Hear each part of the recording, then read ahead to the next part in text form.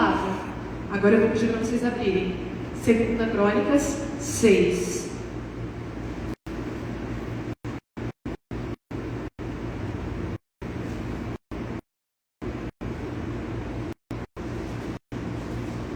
O 7 é a resposta de Deus. O 6 é a oração de Salomão, aonde ele está consagrando o templo que foi construído a Deus.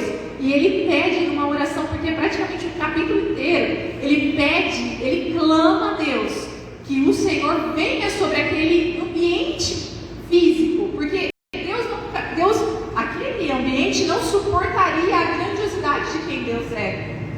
Mas como Deus é todo poderoso, ele faria de uma maneira como a presença dele fosse estabelecida naquele ambiente. E aí, aonde que me chama a atenção? 2 Crônicas 6, 30. Nós vamos ler 30 e 31. Fih. Ouve, tu, desde os céus, lugar da tua habitação, perdoa e dá a cada um segundo os teus caminhos, visto que lhe conheces o coração. Porque tu, só tu, és conhecedor do coração dos filhos dos homens, para que te temam e andem nos teus caminhos todos os dias que viverem na terra que deste aos nossos pais. Tu, somente tu, conheces o coração dos homens. Ele não está falando do povo de Israel. Alguém deu ele o povo de Israel? Não, ele está falando dos homens, ou seja, da humanidade. Nós somos incluídos nisso. Então, Gi, eu vou enganar você, eu vou enganar os pastores, eu vou enganar a igreja toda, mas a ele não. E muitas vezes nós temos visto tanta crueldade, a gente considera injustiça, mas aí o que fica latente no meu coração é: não se engane, de Deus não se zomba. Então, ainda que muitas pessoas queiram brincar com a palavra, com o Evangelho, em algum momento elas vão responder por isso. No tempo de Deus, não é nosso. Só que a mim, eu preciso sair da condição de juíza, de apontadora, de dona da verdade, e me colocar na condição de filha, que nada sabe. Meu espírito, ele está aí com vontade de chorar nessa tarde. Eu sinto como se o Espírito Santo estivesse me movendo a dizer a vocês: peçam perdão e se arrependam. Aleluia. Se arrependam por não buscarem a Deus como é devido. Se arrependam por não dar prioridade a Deus. E não é uma prioridade de estar aqui na casa dele o tempo todo, porque aqui tem que ser só sobremesa. Nós temos que comer o alimento sólido em casa. A palavra de Deus diz que entra no teu quarto, fecha a porta, é hora de falar com Deus, e é lá que eu venço as minhas guerras. Aqui eu venho para ter comunhão com os meus irmãos, porque também eu só sou corpo de Cristo se eu estiver em comunhão. Essa história de que eu vou ser membro de igreja de YouTube é mentira, é balela. Isso é um engodo de Satanás. Esse vírus, o Covid, esse tempo que nós estamos vivendo, só pensa, gente, assim, a palavra de Deus diz, né, que as coisas espirituais são para quem são espirituais, os carnais para quem são carnais. Quem é carnal não discerne o espiritual. Mas eu espero que aqui todos sejam espirituais, que vocês entendam o que eu estou dizendo. Esse Covid, esse vírus, ele fez duas coisas com a gente. Ele nos isolou e nos esfriou. É tudo que Satanás precisa para trabalhar na cabeça do crente. O isolamento te faz ficar pensando um monte de besteira, te faz ficar criando um monte de neura, né? A gente fica pirado, a gente fica querendo limpar a casa excessivamente, a gente fica querendo colocar ordem em tudo, a gente fica querendo reconstruir, destruir, limpa, vai e volta. Você não sabe nem o que você faz. Aí chega um momento que você olha e fala assim: meu Deus, estou entediado, o que eu vou fazer? O que eu vou fazer dentro de casa? E o esfriamento, por quê? Porque aí o que eu vi? E aí isso é natural. Eu vi os streamings, as internets sendo distribuídas a rodo. A minha internet do celular, ela triplicou. De 6 que eu tinha, foi para quase 20. Eu até brincava com meu irmão, falando, Lu do céu, não termina nunca mais. E por que isso? Para que você possa ser entretida e se esqueça que você tem um Deus que você precisa clamar. O entretenimento tem entrado nas nossas casas. Todas as pessoas que você conversa hoje em dia, não tem nada contra, gente, entendam o meu posicionamento. Todas as pessoas que você conversa, a maioria, elas te falam das séries, das milhares e milhares de séries que elas assistiram, dos filmes que estão no auge, e por aí vai. O assunto, termina o culto, você senta numa roda, o assunto é tudo, menos a palavra. E nós precisamos entender que a essência da criação, ela não mudou. E qual é a essência da criação? Alguém se arriscaria a me dizer? Relacionamento. Deus criou Adão e Eva para se relacionarem com Ele. O fato deles pecarem não extinguiu o relacionamento. Tanto que Deus nos trouxe Jesus e nos tornou filhos. E Jesus foi e deixou quem? O Espírito Santo. Nós podemos desfrutar da presença do Espírito Santo diariamente. Mas para isso eu preciso buscar, porque Deus não é qualquer um. Nosso Deus é santo.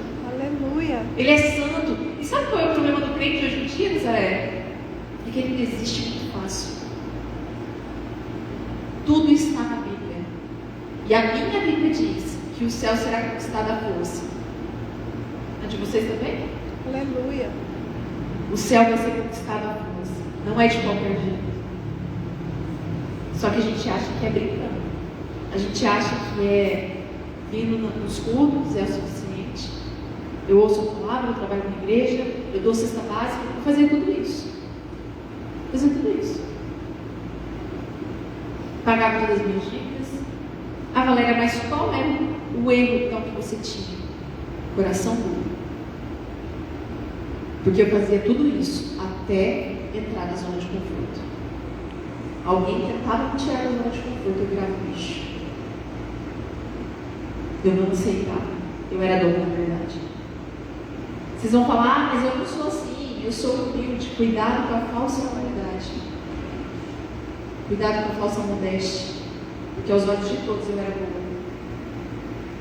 E aí Deus começou a me tirar as coisas. Ah, mas Deus faz isso? O Evangelho faz.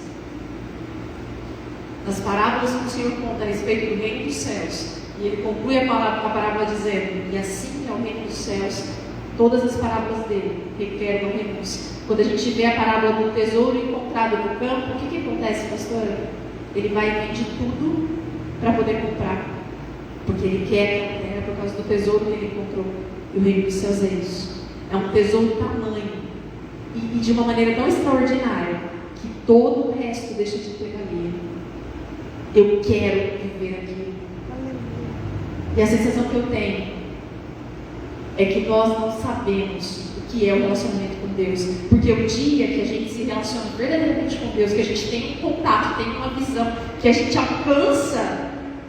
Eu vivi experiências assim, muito pequenas, da presença, de ser invadida na sala da minha casa de uma maneira que eu falava, Deus, tipo assim, não vai embora não, deixa eu ficar aqui, me leva. Já deixa, eu não pensei em mais nada, não pensei em mãe, não pensei nos meus irmãos, em sobrinhos, nada. Eu queria só aquela presença que você não descreve.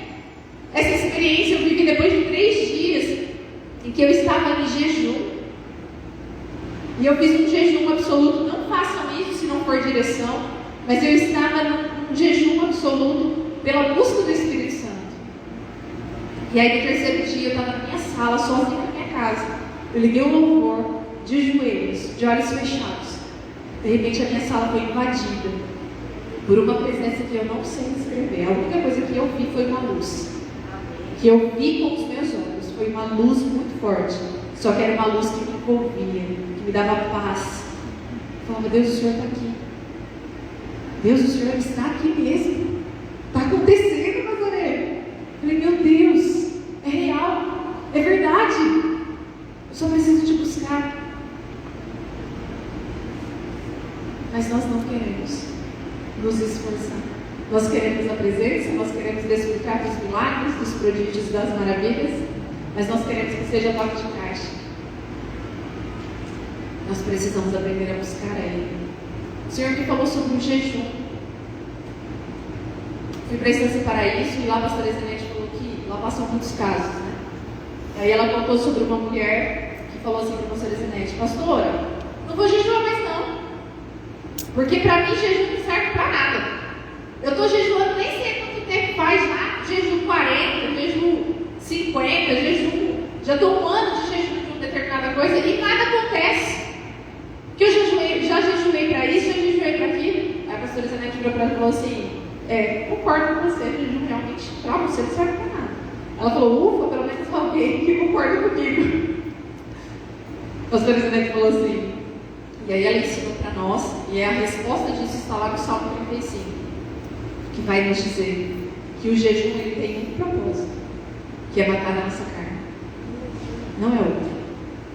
Davi vai dizer: e jejuei a fim de desfalecer e humilhar a minha carne. Então não tem outro caminho. Não adianta a gente achar que por muito jejuar, Jesus vai chamar os sacerdotes de hipócritas por isso. Porque eles jejuavam, mas iam lá para as praças para mostrar para todo mundo que estava em jejum. Jejum é para o seu coração. É para matar a tua carne, para desfalecer a tua carne. Então, tipo assim, peraí, você está muito forte, então eu vou tirar tudo que te alimenta. Então eu faço um jejum, de preferência daquilo que eu gosto muito. Se vier por direção, o Senhor vai apontar para você, porque muitas vezes não é o alimento que está sobrando, muitas vezes é o Facebook, muitas vezes é a novela, muitas vezes é a televisão, é o Netflix, muitas vezes é o falar demais. Deus vai nos dizer que Ele abomina as contendas, que 6 coisas Ele odeia, mas a 7ª Ele abomina, e a 7ª é contenda. Nós precisamos doutrinar, disciplinar o nosso coração em Deus, para que a gente venha a fluir. É chegado um tempo, meus irmãos, que a gente precisa encontrar Jesus, porque dias difíceis virão, e não porque eu sou profeta do caos, não é isso, é porque a minha Bíblia diz, e os nossos olhos já têm contemplado tudo isso que eu estou falando para vocês. Eu quero mostrar na palavra para que vocês entendam aquilo que o Senhor nos entregou. Vamos para o Salmo 51. Salmo 51, Davi, depois de ter adulterado com Batseba e ter assassinado a Urias, mandado matar Urias, ele está em desespero porque o Senhor já trouxe a condenação a ele. E aí ele vai dizer, no 51:10, cria em mim, ó Deus, um coração puro e renova dentro de mim um espírito inabalável, porque a pureza do meu coração vai me fazer ser limpo dos meus pecados, e um espírito inabalável vai fazer com que eu tenha uma confiança absoluta em Deus. Depois do 17, sacrifício agradável a Deus é o espírito quebrantado, coração quebrantado e contrito, não o desprezarás, ó Deus. Aleluia, Jesus. Aleluia, Jesus. Aleluia, Jesus. Aleluia. Louvado seja o teu nome. Em Oséias, eu fiquei perplexa, Nazaré. Como o Senhor é lindo. O Senhor, Ele traz situações que são improváveis, porque Ele mostra o agir dele, mesmo quando não tem condição nenhuma favorável. Ele faz você ser favorecido. Em Oséias, a palavra está lá no capítulo 2, no versículo 14. Portanto, eis que eu a atrairei e a levarei para o deserto, e lhe falarei ao coração, e ali lhe devolverei as suas vinhas, e farei do vale de Acor uma porta de esperança. Tem algumas versões que vai dizer assim: eu vou te levar para o deserto para te falar de amor. Pastora, quem te leva para o deserto para falar de amor? E aí a gente volta lá em Jesus, né? Não há nada que ele não tenha vivido. Ele é o grande sumo sacerdote por isso. Ele é cheio do Espírito Santo. No momento que ele é cheio do Espírito Santo, que ele é batizado nas águas, e o Espírito Santo desce, a palavra em seguida diz que ele foi levado ao deserto por 40 dias e 40 noites. E ali Deus fortaleceu a Jesus por tudo que viria. Tem uma passagem na Bíblia, eu não vou lembrar onde está, mas eu sei que está na Bíblia, que eu já li, que vai falar assim, que tudo se repete, que nada é novo do que acontece dentro dos nossos dias. Ou seja, tudo já está escrito, nós só precisamos ler. Nós não temos que ler a Bíblia em um ano, nós temos que ler a Bíblia todos os dias dentro deste ano, para que a gente possa ser alimentado, para que a gente possa ter entendimento e ser fortalecido para enfrentar os dias maus. Não há nada de bom em nós, não há nada que possamos fazer para merecer o céu, para conquistar caminhos perante o Senhor. A gente recebeu isso pela graça. Mas para eu habitar as regiões celestiais e para eu carregar a presença de Deus e viver tudo que a palavra me garante, eu preciso quebrantar o meu coração. Eu preciso quebrantar o meu coração e arrancar a lepra que eu tenho carregado. Arrancar a lepra que tem me feito titubear, duvidar das promessas da palavra de Deus. Porque a gente vai ver no tempo passar, o crente ele é provado pelo tempo. Tem pesquisa que mostra que nós que nós ficamos ali envolvidos depois que a gente sai de uma grande celebração, pastora, durante 15 dias. 15 dias você fica ali, firmona, vai acontecer, Deus vai fazer, a promessa, vai acontecer. 15 dias não aconteceu, o que você faz, Thalita? Acho que eu entendi errado. Acho que eu entendi errado. Acho que não era bem assim. Mas talvez Deus ainda faça futuramente, né? Segue a vida. Mas não. Quando Deus nos coloca na prova do tempo, Ele está testando o teu coração. Não é que Ele não faça ou que Ele não tenha capacidade. Quantos casamentos têm sido destruídos? Quantos casamentos o diabo tem agido furiosamente no meio das famílias, porque eu destruo a família, eu tiro o eixo da próxima geração. Eu tiro o eixo. Eu tiro a segurança, eu tiro a referência da próxima geração. Quando eu quebro a família, eu desequilibro a família, eu desequilibro todo o resto. Valéria, mas você está me dizendo que então quem não tem família não consegue alcançar? Consegue, mas vai ter mais dificuldade. Porque muitas vezes perde a referência do que é o pai, e aí já não consegue se aproximar de Deus como pai. Muitas vezes perdeu a mãe, e aí o relacionamento com o Espírito Santo fica travado. É complicado demais. Eu glorifico a Deus porque eu tive um pai que era muito autoritário, machista. Meu pai foi comigo. Os meus irmãos podiam tudo, mas eu não podia nada. Meu irmão está aqui de testemunho. Mas hoje eu agradeço, porque graças a Deus meu pai não era violento, mas ele era autoritário. Ele falava não é não, sim, sim, acabou. E eu não tinha para onde correr nem discutir. Ai de mim se discutisse. Mas o Senhor, Ele permitiu eu ser moldada. E quando o Senhor restaurou a minha comunhão com a minha casa, com a minha família, inclusive as lembranças do meu pai foram alteradas também. E aí eu passei a entender a proteção do meu pai, a segurança e a estabilidade familiar que Ele me trouxe. E eu glorifico a Deus por isso. Aleluia. E nessa tarde, que o meu coração sentiu do Espírito Santo, foi de falar com vocês sobre isso. Para que todos vocês pudessem ser despertados para esse relacionamento com Deus. É necessário para que a gente viva o grande avivamento está como promessa nos nossos dias. O avivamento da glória da segunda casa será maior do que a primeira. Nós precisamos nos voltar para o primeiro amor.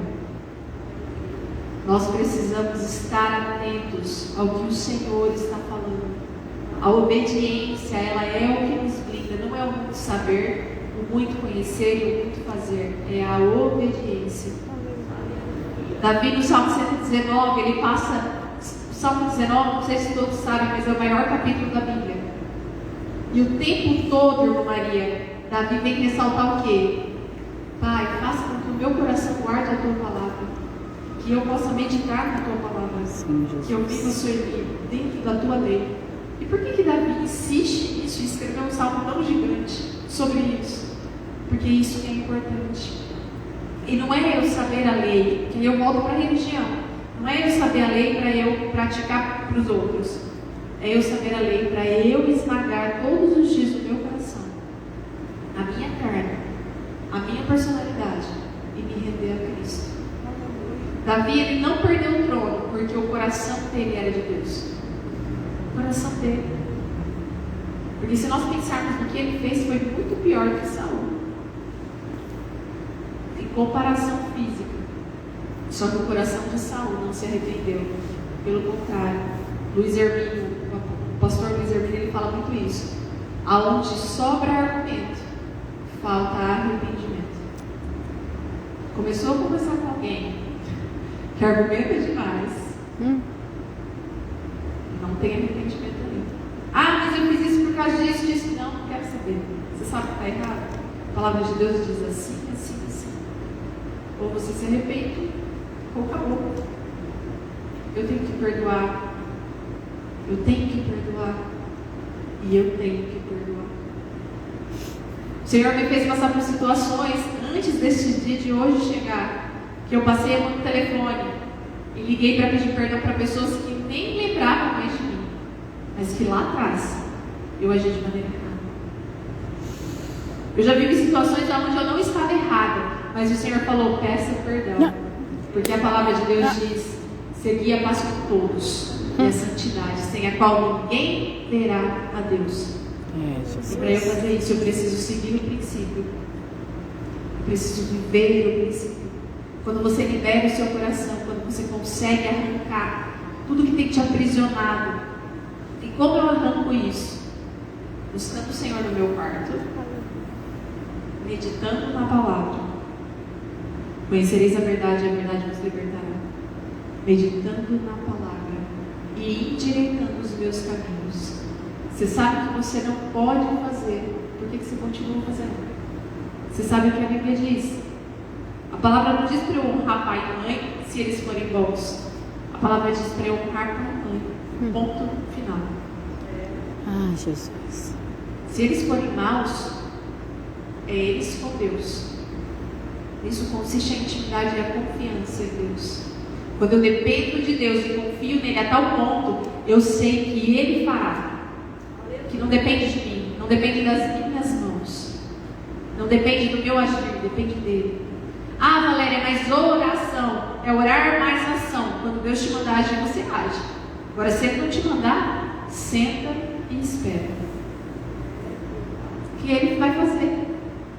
Eu vivi uma situação esses dias e eu falei, Deus, não é possível. Não é possível que isso está acontecendo. Eu sei que o Senhor não está ali. O que está acontecendo? Não, porque ó, eu vou fazer isso, vou fazer aquilo. E Valéria, tenho muito isso com Deus, assim, quando eu quero uma resposta e eu não estou, meus ouvidos estão fechados, muitas vezes pelo meu orgulho, né?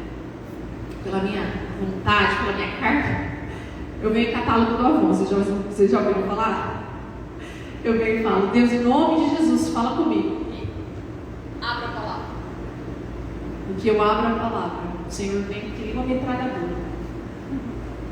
E nesse dia, a palavra que veio de Deus para mim foi: suportai-vos uns aos outros em amor. Suportai-vos. Ou seja, Valéria, não põe a mão onde eu não te mandei pôr.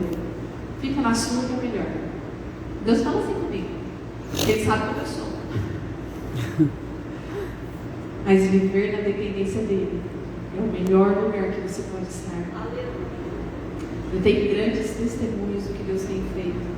Durante 3 anos o Senhor me tirou do meu trabalho, o Senhor me sustentou, o Senhor trocou toda a minha roda de amigos, de conhecidos. Meu irmão é testemunha disso. Deus tirou todos os meus amigos do passado, porque lá atrás, quando Deus me disse, você não trabalhará mais para homens, você trabalhará para mim. Você me servirá. Os meus amigos me chamaram de louca, porque você é louca, acha que você vai passar fome. Eu falei, não é esse o Deus da Bíblia, é esse o Deus da Bíblia que você serve? O Deus da Bíblia diz que eu nunca vi um justo mendigar o pão e a sua descendência passar fome. Então, se ele me pediu para servir a ele, eu vou servir. Irmãos, na escola de intercessão eu falei assim, eu ainda não vivi, mas eu ainda vou testemunhar isso e eu testemunho isso hoje. Em 22 dias, Deus montou a minha casa, do nada, do zero. Lembra que eu falei na escola de intercessão? Em 22 dias, eu tinha tudo do melhor dentro da minha casa. E Deus encerrou a casa com chave de ouro, com a minha máquina de lavar roupa de 13 quilos que chegou do Carrefour. Glória a Deus. Até a máquina de lavar, Deus se preocupou. O liquidificador, Deus mandou panela, mandou os talheres do jeitinho que eu queria. Deus foi fazendo. Mandou os copos que meu coração desejava. Porque quando Deus me mandou estabelecer residência aqui em Rio Preto, eu falei, Deus, eu dei risada. Falei, Pai, eu vou fazer o Senhor mandar, mas assim, chega a ser piada isso. Da onde que eu vou tirar dinheiro para pagar aluguel? Da onde que eu vou montar a casa? Eu não tenho de onde tirar. Pessoas que eu nem imaginava. Pessoas que eu já não tinha tanto contato. Valéria, ó, tô te levando isso, tô te levando aquilo. Tô sabendo que você vai morar em Preto, ó, eu quero te abençoar. A minha família foi usada para me abençoar. Não os meus irmãos, mas minhas tias, minhas primas. Pessoas que já estavam distantes de mim há muito tempo. Hoje, para a honra e glória do nome de Deus, existe um grupo de oração dentro da minha família. As minhas primas se uniram todos os dias, 5 horas da tarde. A gente faz uma ligação de WhatsApp e cada um ora. E por que eu estou testemunhando isso para vocês? Porque a oração é a chave. É a chave do relacionamento. Quando você se dobra, o céu se abre. Porque a sua carne está se humilhando. E se nós temos que nos humilhar para alguém, esse alguém se chama o Pai, Jesus. É só Ele, ninguém mais. Glória a Essa Deus. é a chave. É o coração rendido, é a carne humilhada e é a necessidade de se buscar ao Senhor em espírito e em verdade que vai nos fazer viver um relacionamento verdadeiro com Deus.